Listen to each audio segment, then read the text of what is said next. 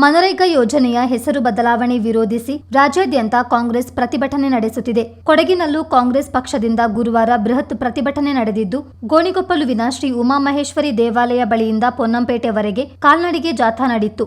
ಬೇಕೇ ಬೇಕು, ನರೇಗಾ ಬೇಕು ಎಂಬಿತ್ಯಾದಿ ಭಿತ್ತಿಪತ್ರಗಳನ್ನು ಹಿಡಿದು ಪಕ್ಷದ ಕಾರ್ಯಕರ್ತರು ಕೇಂದ್ರ ಸರ್ಕಾರದ ವಿರುದ್ಧ ಘೋಷಣೆ ಕೂಗುತ್ತಾ ಸಾಗಿದ್ರು. ಈ ವೇಳೆ ಮಾತನಾಡಿದ ಮುಖ್ಯಮಂತ್ರಿಗಳ ಕಾನೂನು ಸಲಹೆಗಾರರು ಹಾಗೂ ವಿರಾಜಪೇಟೆ ಕ್ಷೇತ್ರದ ಶಾಸಕರಾದ ಎಎಸ್ ಪೊನ್ನಣ್ಣ, ಮನರೇಗಾ ಯೋಜನೆಯಲ್ಲಿ ಬದಲಾವಣೆಗಳನ್ನು ತರುವ ಮೂಲಕ ಬಡ ಕುಟುಂಬಗಳಿಗೆ ಕೇಂದ್ರ ಸರ್ಕಾರ ಅನ್ಯಾಯ ಮಾಡಿದೆ ಎಂದು ಆರೋಪಿಸಿದರು. ವಿರೋಧ ಪಕ್ಷದ ಟೀಕೆಗಳು ಆರೋಗ್ಯಕರವಾಗಿದ್ರೆ ಒಳ್ಳೆಯದು, ಆದರೆ ಯಾವುದೇ ಅಭಿವೃದ್ಧಿ ಕೆಲಸ ಮಾಡಿದ್ರೂ ಟೀಕೆ ಮಾಡ್ತಾರೆ. ನಾನು ಸಾಕಷ್ಟು ಜನಪರ ಕೆಲಸ ಮಾಡಿದ್ದೇನೆ. ಮಾನವೀಯತೆ ಇರುವ ಯಾರೂ ಸಹ ವೈಯಕ್ತಿಕ ತೇಜೋವಧೆ ಮಾಡಲ್ಲ. ಬಿಜೆಪಿಯವರು ಮನುಷ್ಯರೇ ಅಲ್ಲ ಎಂದು ಹರಿಹಾಯ್ದರು. ಕಂದಾಯ ತಿದ್ದುಪಡಿಯಿಂದ ಕೊಡಗಿನ ರೈತರ ಸಮಸ್ಯೆಗಳಿಗೆ ಪರಿಹಾರ ಸಿಗಲ್ಲವೆಂದು ಧೈರ್ಯವಿದ್ರೆ ತಾಯಿ ಕಾವೇರಿಯ ಸನ್ನಿಧಿ ತಲಕಾವೇರಿಯಲ್ಲಿ ಪ್ರಮಾಣ ಮಾಡಲಿ ಎಂದು ಮಾಜಿ ಶಾಸಕ ದ್ವಯರಿಗೆ ಸವಾಲ್ ಹಾಕಿದ ಶಾಸಕ ಪೊನ್ನಣ್ಣ, ಮಾಜಿ ಶಾಸಕರು ಧರ್ಮವನ್ನು ಮುಂದಿಟ್ಟುಕೊಂಡು ರಾಜಕೀಯ ಬೇಳೆ ಬೇಯಿಸಿಕೊಂಡಿದ್ದಾರೆ. ಜನರ ಭಾವನೆಗಳನ್ನು ಕೆರಳಿಸಿ ಅವರ ದಾರಿ ತಪ್ಪಿಸುವಂತಹ ರಾಜಕಾರಣ ಮಾಡಿದ್ರೆ ಸಹಿಸೋದಿಲ್ಲ. ಅಂತಹ ರಾಜಕಾರಣವನ್ನು ಜಿಲ್ಲೆಯ ಜನತೆ ಮುಂದೆಯೂ ತಿರಸ್ಕಾರ ಮಾಡ್ತಾರೆಂದು ಗುಡುಗಿದ್ರು. ಬಿಜೆಪಿ ಬಗ್ಗೆ ಮಾತುಗಳನ್ನು ಆಡಲೇಬೇಕು. ನಾವು ತಂದಂತ ಪ್ರತಿಯೊಂದು ಯೋಜನೆ ಅವ್ರು ಯಾಕೋ ಹೊಟ್ಟೆಯಲ್ಲಿ ಉರಿತಾ ಇದೆ, ಅವ್ರು ಸಹಿಸಲಿಕ್ಕೆ ಆಗ್ತಾ ಇಲ್ಲ. ಮಳೆಯ ಸಂದರ್ಭದಲ್ಲಿ ರಸ್ತೆ ರಸ್ತೆ ರಸ್ತೆ ಅಂತ ಕೂಗ್ತಾ ಇದೆ. ಮಳೆಗಾಲದ ನಂತರ ರಸ್ತೆ ಮಾಡ್ತೀವಪ್ಪ, ಸ್ವಲ್ಪ ತಾಳ್ಮೆಯಿಂದ ಇರಿ ಅಂತ ಹೇಳಿ ನಾನು ಕೈ ಮುಗಿದು ಮನವಿ ಮಾಡ್ತೀನಿ. ಇದು ಪ್ರಜಾಪ್ರಭುತ್ವ, ವಿರೋಧ ಪಕ್ಷಗಳು ಇರಬೇಕು, ಭಾರತೀಯ ಜನತಾ ಪಕ್ಷ ಕೂಡ ಇರಬೇಕು, ಜಾತ್ಯತೀತ ಜನತಾದಳ ಕೂಡ ಇರಬೇಕು, ಬಹುಜನ್ ಸಮಾಜ ಪಕ್ಷ ಇರಬೇಕು, ಎಲ್ಲಾ ಪಕ್ಷಗಳು ಇರಲಿ. ಆದರೆ ಟೀಕೆ ಗುಣಮಟ್ಟವಾಗಿರ್ಬೇಕು, ವೈಯಕ್ತಿಕವಾಗಿರಬಾರದು, ಆರೋಗ್ಯಕರವಾಗಿರ್ಬೇಕು. ಮಾಡುವಂತ ಕೆಲಸವನ್ನ ಸ್ವೀಕಾರ ಮಾಡಲಿಲ್ಲ ಎಂದು ಸಮಸ್ಯೆ ಇಲ್ಲ. ಪ್ರತಿಯೊಂದು ನಾವು ಮಾಡುವಂತ ಕಾರ್ಯಕ್ರಮಕ್ಕೆ ನೀವು ಮಾಡ್ತಾ ಇರುವಂತದ್ದು ತೇಜೋವಧೆ.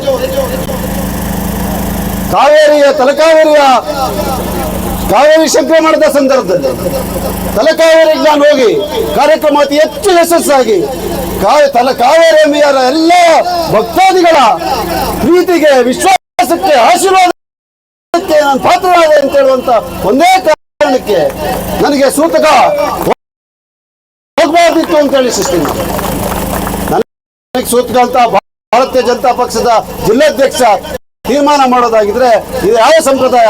ಇದು ಬಹುಶಃ ಅವರ ಸಂಪ್ರದಾಯ ಇರ್ಬೋದು, ಇದು ನಮ್ಮ ಸಂಪ್ರದಾಯ ಅಲ್ಲ. ನನ್ನ ಕುಟುಂಬದಲ್ಲಿ ಸೂತಕ ಇದ್ರೆ ನನ್ನ ಕುಟುಂಬದಸ್ಥರು ತಿಳಿಸ್ತಾರೆ. ಅದು ನನ್ನ ತಿಳುವಳಿಕೆ ನನಗಿರ್ತದೆ. ಅದನ್ನ ಪಾಲನೆ ಮಾಡುವಂತ ಕರ್ತವ್ಯ ನಂದು, ನಾನು ಮಾಡ್ತೇನೆ. ಬಿಜೆಪಿ ಅವರಿಗೆ ಇದರ ಚಿಂತನೆ ಬೇಡ.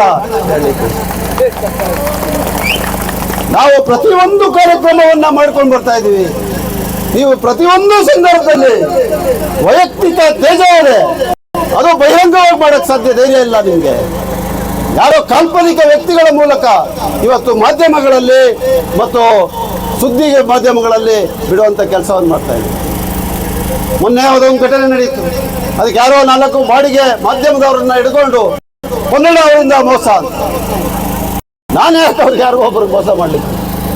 ನನ್ನಿಂದ ಇವತ್ತು ಸಾವಿರಾರು ಜನ ಬಡವರಿಗೆ ಸಹಾಯ ಆಗಿದೆ. ಅವರ ಶಾಲೆಯ ವಿದ್ಯಾಭ್ಯಾಸಕ್ಕೆ, ಅವರು ಹೋದಂತ ಆಸ್ಪತ್ರೆ ಚಿಕಿತ್ಸೆಗೆ, ಅವರ ವೈಯಕ್ತಿಕ ಬದುಕಿಗೆ, ಅವರ ಜೀವನಕ್ಕೆ ಇವತ್ತು ಸಹಕಾರವಾಗಿ, ಸಹಾಯವಾಗಿ ನನ್ನ ಸ್ವಂತ ಶಕ್ತಿಯಿಂದ ಅವರ ಸೇವೆಯನ್ನ ಮಾಡ್ತಾ ಇದ್ದೀನಿ. ಇದನ್ನ ನೀವು ಗುರುತಿಸಕ್ಕೆ ಸಾಧ್ಯ ಇಲ್ಲ. ಯಾಕಂದ್ರೆ ನಿಮ್ಗೆ ಮಾನವೀಯತೆನೇ ಇಲ್ಲ, ನೀವು ಮನುಷ್ಯರೇ ಇಲ್ಲ. ಮಾನವೀಯತೆ ಇರೋ ಯಾವ ನಾಗರಿಕನು ಕೂಡ ಈ ರೀತಿಯಾದ ವೈಯಕ್ತಿಕವಾದಂತಹ ತೇಜವಧೆಯಲ್ಲಿ ತಮ್ಮನ್ನ ತಾವು ಅಳವಡಿಸ್ಲಿಕ್ಕೆ ಸಾಧ್ಯನೇ ಇಲ್ಲ ಅಂತ ಹೇಳುವಂತ ಮಾತನ್ನ ನಾನು ಇವತ್ತು ಹೇಳಲೇಬೇಕಾಗ್ತದೆ. ನಾವು ಯಾರಿಗೂ ಮೋಸ ಮಾಡುವಂತ ಪಕ್ಷ ಅಲ್ಲ. ನಾನು ಇವತ್ತು ಇಲ್ಲಿ ಸೇರಿರುವಂತಹವೆಲ್ಲ ಕಾರ್ಯಕರ್ತರಲ್ಲಿ ಹೇಳಲಿಕ್ಕೆ ಬಯಸ್ತೇನೆ. ನನಗೆ ಬಹಳ ಹೆಮ್ಮೆ ಇದೆ, ಎದೆ ತಟ್ಟಿ ಹೇಳ್ತೇನೆ. ನಮ್ಮ ಕಾರ್ಯಕರ್ತರ ಮೇಲೆ, ನಮ್ಮ ನಾಯಕರ ಮೇಲೆ, ನಮ್ಮ ಎಲ್ಲ ಬಂಧುಗಳ ಮೇಲೆ ನೀವು ಒಬ್ರು ಕೂಡ ವೈಯಕ್ತಿಕವಾದಂತ ಕೆಲಸವನ್ನ ತಗೊಂಡು ನನ್ನ ಹತ್ರ ಬಂದಿಲ್ಲ. ಎಲ್ಲರೂ ಸಾರ್ವಜನಿಕ ಉದ್ದೇಶಕ್ಕೋಸ್ಕರ, ಯಾರೋ ಬಡವನಿಗೋಸ್ಕರ, ಯಾರೋ ದಲಿತರಿಗೋಸ್ಕರ, ಒಬ್ಬ ಅಲ್ಪಸಂಖ್ಯಾತರಿಗೋಸ್ಕರ, ಒಬ್ಬ ಹಿಂದುಳಿದವನಿಗೋಸ್ಕರ, ಒಬ್ಬ ಮಹಿಳೆಗೋಸ್ಕರ, ಅವರ ರಕ್ಷಣೆಗೋಸ್ಕರ ಕರ್ಕೊಂಡ್ ಬಂದಿದ್ದೀರಾ ಹೊರತು ನಿಮ್ಮ ಸ್ವಂತ ಕೆಲಸಕ್ಕೆ ಯಾವ ಕಾರ್ಯಕರ್ತರು ಕೂಡ ನನ್ನ ಹತ್ರ ಬಂದಿಲ್ಲ. ಇದು ಕಾಂಗ್ರೆಸ್ ಪಕ್ಷ. ನೀವು ಸ್ವಾರ್ಥಿಗಳು, ನಿಸ್ವಾರ್ಥದಂತ ಸೇವೆಯನ್ನ ಬಿಜೆಪಿಯವರು ಗುರುತಿಸಲಿಕ್ಕೆ ಸಾಧ್ಯ ಇಲ್ಲ, ಅವ್ರಿಗೆ ಗೊತ್ತೇ ಇಲ್ಲ. ನಾನು ಐತಿಹಾಸಿಕವಾದಂತ ಸಮಸ್ಯೆ ಜಮ್ಮಬಾಡಿಯ ಸಮಸ್ಯೆಯನ್ನ ಇತ್ಯರ್ಥ ಮಾಡುವಂತ ಪ್ರಾಮಾಣಿಕ ಪ್ರಯತ್ನವನ್ನು ಮಾಡ್ತೇನೆ. ವಿಧಾನಸಭೆಯಲ್ಲಿ ಅಧಿಕಾರಿಗಳ ಧೋರಣೆಯನ್ನ ಮತ್ತು ಬ್ಯೂರೋಕ್ರಾಟಿಕ್ ಪ್ರಾಬ್ಲಮ್ಗಳ ಸಮಸ್ಯೆಗಳನ್ನ ಎದುರಿಸಿ ಒಂದು ಕಾಯ್ದೆಗೆ ತಿದ್ದುಪಡಿ ತರುವಂತ ಕೆಲಸವನ್ನು ಮಾಡಿದ್ರೆ ಇವ್ರಿಗೆ ಸಹಿಸೋದಕ್ಕೆ ಆಗಲಿಲ್ಲ. ವಿಧಾನಸಭೆಯಲ್ಲಿ ವಿರೋಧ ಪಕ್ಷದ ನಾಯಕರು ಹೇಳ್ತಾರೆ, ಹೊನ್ನಣ್ಣನವರಿಂದ ಆಯ್ತು ಈ ಸಮಸ್ಯೆ ನಾನು ಕಂದಾಯ ಸಚಿವನಾಗುವಾಗ ತಿದ್ದಲಿಕ್ಕೆ ಆಗ್ಲಿಲ್ಲ, ಇವತ್ತಾಯ್ತು ಅಂತ ಹೇಳುವಂತ ಮಾತನ್ನು ಉಪನಾಯಕರಾದಂತ ಅರವಿಂದ್ ಬೆಲ್ಲದವರು ಸ್ವಾಗತ ಮಾಡ್ತಾರೆ, ನನಗೆ ಅಭಿನಂದನೆಗಳನ್ನ ಸಲ್ಲಿಸ್ತಾರೆ. ಜ್ಞಾನೇಂದ್ರ ಅವರು ಅಭಿನಂದನೆಗಳನ್ನ ಸಲ್ಲಿಸ್ತಾರೆ. ಆದ್ರೆ ಇಲ್ಲಿರುವಂತ ಜಿಲ್ಲಾ ಅಶ್ವಥ್ ನಾರಾಯಣ್ ಅವರು ಸಭೆಯಲ್ಲಿ ಅಭಿನಂದನೆಗಳನ್ನ ಸಲ್ಲಿಸಿದ್ದಾರೆ. ಆದ್ರೆ ಜಿಲ್ಲಾ ಬಿಜೆಪಿನವ್ರಿಗೆ ಯಾಕೋ ಜೀರ್ಣಿಸ್ಕೊಳ್ಳಕ್ಕೆ ಆಗ್ತಾ ಇಲ್ಲ ಅವ್ರಿಗೆ. ನಾನು ನಿಮಗೇನ್ ಮಾಡಿದ್ದೀನಿ, ನಾವೇನು ಮನ್ರೇಗಾವನ್ನ ಹಿಂದಕ್ಕೆ ಪಡೆದು ಬಡವರಿಗೆ ತೊಂದರೆ ಮಾಡುವಂತ ಕಾನೂನು ತಂದಿಲ್ಲ ವರ್ಷಗಳಿಂದ. ಕೆಪಿಸಿಸಿ ವಕ್ತಾರ ಲಕ್ಷ್ಮಣ್ ಮಾತನಾಡಿ, ಯಾರೂ ಸಹ ದೇಶದಲ್ಲಿ ಶಾಂತಿಯುತವಾಗಿ ಬದುಕಬಾರದೆಂಬುದು ಬಿಜೆಪಿಯ ಹಿಡನ್ ಅಜೆಂಡಾ ಎಂದು ವಾಗ್ದಾಳಿ ನಡೆಸಿದರು. ನರೇಗಾ ಯೋಜನೆಯ ಹೆಸರು ಬದಲಾಯಿಸಿರುವ ಕಾಂಗ್ರೆಸ್ ಸರ್ಕಾರದ ವಿರುದ್ಧ ಪ್ರತಿಭಟನೆ ಅತ್ಯಗತ್ಯ ಎಂದು ಕಾಂಗ್ರೆಸ್ ಜಿಲ್ಲಾಧ್ಯಕ್ಷ ಧರ್ಮಜ ಉತ್ತಪ್ಪ ಹೇಳಿದರು. ಯಾರು ಈ ದೇಶದಲ್ಲಿ ಶಾಂತಿಯುತವಾಗಿ ಬದುಕಬಾರದು ಅನ್ನುವಂಥದ್ದು ಇರುವಂತ ಬಿಜೆಪಿಯವರ ಹಿಡನ್ ಅಜೆಂಡಾ.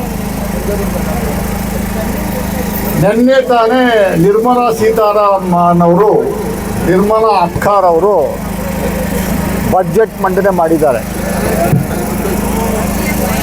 ಆ ಬಜೆಟ್ಟು ಇದೆಯಲ್ಲ ಯಾಕೋ ಅಂತ ಗೊತ್ತಿಲ್ಲ ಸ್ನೇಹಿತರೆ. ನಿರ್ಮಲಾ ಸೀತಾರಾಮನ್ ಅವರು 1ನೇ ತಾರೀಕು ಭಾನುವಾರ ಬಜೆಟ್ ಮಂಡನೆ ಮಾಡಿದ್ದಂತ ನೀವು ಗಮನಿಸಿದ್ದೀರಿ. ಸದನಕ್ಕೆ ಅವರೇ ಕೊಟ್ಟಿರುವಂತ ಮಾಹಿತಿ ಪ್ರಕಾರ ದೇಶದ ಮೇಲೆ ಸಾಲ ಇರುವಂಥದ್ದು ಇವತ್ತಿಗೆ 218 ಲಕ್ಷ ಕೋಟಿ. ಎಷ್ಟು? 218 ಲಕ್ಷ ಕೋಟಿ. ನೋಡಿ, ಯಾರೋ ಚಪ್ಪಾಳೆ ತಿರ್ತಾವ್ರೆ. ಮಾರ್ಚ್ 31ನೇ ತಾರೀಕು ಮನಮೋಹನ್ ಸಿಂಗ್ ಇರೋವರೆಗೂ ದೇಶದ ಮೇಲೆ ಮಾಡಿದ್ದಂತ ಸಾಲ 1947ನೇ ಇಸ್ವಿಯಿಂದ ದೇಶದ ಅಭಿವೃದ್ಧಿಗೋಸ್ಕರ ಸಾವಿರಾರು ಡ್ಯಾಮ್ಗಳನ್ನು ನಿರ್ಮಾಣ ಮಾಡಿದ್ದಕ್ಕೋಸ್ಕರ, ಮನೆಗಳ ನಿರ್ಮಾಣ ಮಾಡಿದ್ದಕ್ಕೋಸ್ಕರ, ಬಡವರನ್ನ ಮೇಲೆತ್ತುವಂಥದಕ್ಕೆ ಸಾಲ ಮಾಡಿದ್ದು ದೇಶದ ಮೇಲೆ ಬರೀ 53 ಲಕ್ಷ ಕೋಟಿ. ಭಾರಿ ಪ್ರತಿಷ್ಠವಾದಂತಹ, ಭಾರಿ ಜನರಿಗೆ ಗ್ರಾಮೀಣ ಅಭಿವೃದ್ಧಿಯ ಜನರಿನ ಕನಸಿನ ಕೂಸಾಗಿದ್ದಂತಹ ತಮ್ಮ ಆರ್ಥಿಕ ವ್ಯವಸ್ಥೆಯನ್ನು ಮೇಲ್ದರ್ಜೆಗೇರಿಸಿಕೊಳ್ಳುವಂತಹ ಒಂದು ವ್ಯವಸ್ಥೆ ಆಗಿದೆ ಅಂತ ಏನು ಮಹಾತ್ಮ ಗಾಂಧೀಜಿಯವರ ಏನು ಸ್ವತಂತ್ರ ಸಿಕ್ಕುವಾಗಲೇ ಸ್ವರಾಜ್, ಏನು ಗ್ರಾಮ ಸ್ವರಾಜ್ ಅಂತ ಹೇಳುವ ಒಂದು ಭಾವನೆಯ ಮೇಲೆ ಸ್ಥಾಪನೆ ಆಗಿದಂತಹ ಈ ಮನ್ರೇಗಾ ಯೋಜನೆಯನ್ನು ರದ್ದುಗೊಳಿಸಲು ಕೇಂದ್ರ ಸರ್ಕಾರ ಇವತ್ತು ಬೇಡ ಬೇಡದ ರೀತಿಯ ಒಂದು ಯೋಜನೆಗಳನ್ನು ತಗೊಂಡುಬರುವ ಮೂಲಕ ಏನು ಇವತ್ತು ಮನ್ರೇಗಾ ಅಂತ ಹೇಳುವ ಒಂದು ಯೋಜನೆ, ಅದರ ಕೆಲವಾರು ಫಲಶ್ರುತಿಗಳನ್ನು, ಯಾಕೆಂದ್ರೆ ನಾನೇ ಎಲ್ಲರೂ ಮಾತಾಡಲಿಕ್ಕೆ ನಾನು ತಯಾರಿಲ್ಲ, ಬೇಕಾದಷ್ಟು ನಾಯಕರುಗಳು ಈಗ ಅದ್ರ ಬಗ್ಗೆ ಮಾತಾಡ್ಲಿಕ್ಕಿದ್ದಾರೆ. ಆದ್ರಿಂದ ಇವತ್ತು ಏನು ಇದೊಂದು ಇಂತಹ ಒಂದು ಈ ಪ್ರತಿಭಟನೆ ಆಗಿದೆ ಅಲ್ಲ, ಈ ಒಂದು ಯೋಜನೆಯನ್ನು ಸ್ಥಾಪಿಸಲು ಈ ಕೇಂದ್ರ ಸರ್ಕಾರ ತಯಾರಾಗಿದೆ. ಅದನ್ನ ವಿರೋಧಿಸುವಂತ ಕೆಲಸ ನಾವೆಲ್ಲ ಸೇರಿ ಮಾಡಬೇಕು. ಇವತ್ತು ಗ್ರಾಮ ಮಟ್ಟಗಳಲ್ಲೂ ಕೂಡ ಇದನ್ನ ಈ ಮೂಲಕ ಒಂದು ಪಾದಯಾತ್ರೆ ಮತ್ತು ಸಭೆಗಳನ್ನು ಮಾಡುವ ಮೂಲಕ ತಾವು ವಿರೋಧ ವ್ಯಕ್ತಪಡಿಸುವ ಮೂಲಕ ಮಾಡಬೇಕಾಗ್ತದೆ.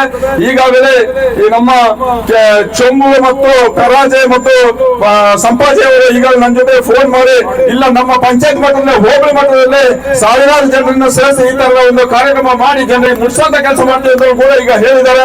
ಆದ್ರಿಂದ ಕೊಡಗಿನಾದ್ಯಂತ ಇವತ್ತು ಪೊನ್ನಪೇಟೆ ಬ್ಲಾಕಿನಲ್ಲಿ ಪ್ರಥಮವಾಗಿ ಭಾರಿ ಉತ್ತಮವಾದ ಪ್ರತಿಕ್ರಿಯೆಯೊಂದಿಗೆ ಈ ಪಾದಯಾತ್ರೆ ನಡೆದಿದೆ. ಅದೇ ರೀತಿಯ ಕೊಡಗಿನ 6 ಬ್ಲಾಕ್ಗಳಲ್ಲಿ ಕುಶಾಲನಗರ, ಸೋಮವಾರಪೇಟೆ, ಮಡಿಕೇರಿ ಮತ್ತು ವಿರಾಜಪೇಟೆ 4 ಬ್ಲಾಕ್ಗಳಲ್ಲೂ ಕೂಡ ಈ ರೀತಿಯ ಸಾವಿರಾರು ಜನಸಂಖ್ಯೆ ಸೇರಿ ಪ್ರತಿಭಟನೆ ಮಾಡಿ ಕೇಂದ್ರ ಸರ್ಕಾರಕ್ಕೆ ಬಿಸಿಯನ್ನು ಮುಟ್ಟಿಸಿ ನಾವು ಈ ಏನು ಇವತ್ತು ಬಿ ರಾಮ್ಜಿ ಅಂತ ಹೇಳುವ ಮೂಲಕ ತರುವಂತ ಯೋಜನೆ ಇದೆ ಅದನ್ನು ಧಿಕ್ಕರಿಸಿ, ಆ ಯೋಜನೆಗಳು ಕೂಡ ಮಾರಕವಾದ ಅಂಶಗಳಿದೆ ಅದನ್ನು ನಮ್ಮ ನಾಯಕರು ಹೇಳ್ತಾರೆ. ಅದರಿಂದ ಈ ಮಾರಕವಾದ ಅಂಶವನ್ನು ಬಿಟ್ಟು ಏನು ನಮ್ಮ ಮನ್ರೇಗಾ ಅಂತ ಇತ್ತು ಮಹಾತ್ಮ ಗಾಂಧಿಯ ಒಂದು ಹೆಸರಿನಲ್ಲಿ ಇದ್ದಂತ ಯೋಜನೆ, ಇವತ್ತು ಕಾರ್ಮಿಕ ವರ್ಗದವರಿಗೆ ಕನಿಷ್ಠ 3 ದಿವಸ ಕೆಲಸದಿಂದ ಹಿಡಿದು ಗರಿಷ್ಠ ಎಷ್ಟು ದಿವಸ ಕೆಲಸ ಮಾಡುವಂತ ಒಂದು ಅವಕಾಶ ಇದ್ದಂತಹ ಒಂದು ಗ್ರಾಮ ಸ್ವರಾಜ್ಯದ ಒಂದು ಇದನ್ನಿಟ್ಟು 2005ರಲ್ಲಿ ಸ್ಥಾಪನೆ ಮಾಡಿದಂತಹ ಈ ಒಂದು ಯೋಜನೆಯನ್ನು ಮರುಸ್ಥಾಪಿಸಲು ನಾವೆಲ್ಲ ಒಗ್ಗಟ್ಟಾಗಿ ಹೋರಾಡಿ, ಕೇಂದ್ರದ ವಿರುದ್ಧ ಹೋರಾಡಿ ನಾವು ಇದನ್ನು ಮರುಸ್ಥಾಪಿಸಲು ನಾವೆಲ್ಲ ಒಗ್ಗಟ್ಟಾಗಿ ಹೋರಾಡಬೇಕಂತ ಹೇಳಿ. ಪ್ರತಿಭಟನೆಯಲ್ಲಿ ಕಾಂಗ್ರೆಸ್ ವಕ್ತಾರ ತೆನೀರಮೈನ, ಮಾಜಿ ಎಂಎಲ್ಸಿ ವೀಣಾ ಅಚ್ಚಯ್ಯ, ಜಿಲ್ಲಾ ಪಂಚಾಯತ್ ಮಾಜಿ ಅಧ್ಯಕ್ಷೆ ಕೆಪಿ ಚಂದ್ರಕಲಾ ಸೇರಿದಂತೆ ಪಕ್ಷದ ಮುಖಂಡರು, ಕಾರ್ಯಕರ್ತರು ಅಧಿಕ ಸಂಖ್ಯೆಯಲ್ಲಿ ಪಾಲ್ಗೊಂಡಿದ್ದರು. ಚಿತ್ತಾರ ನ್ಯೂಸ್, ಪೊನ್ನಂಪೇಟೆ.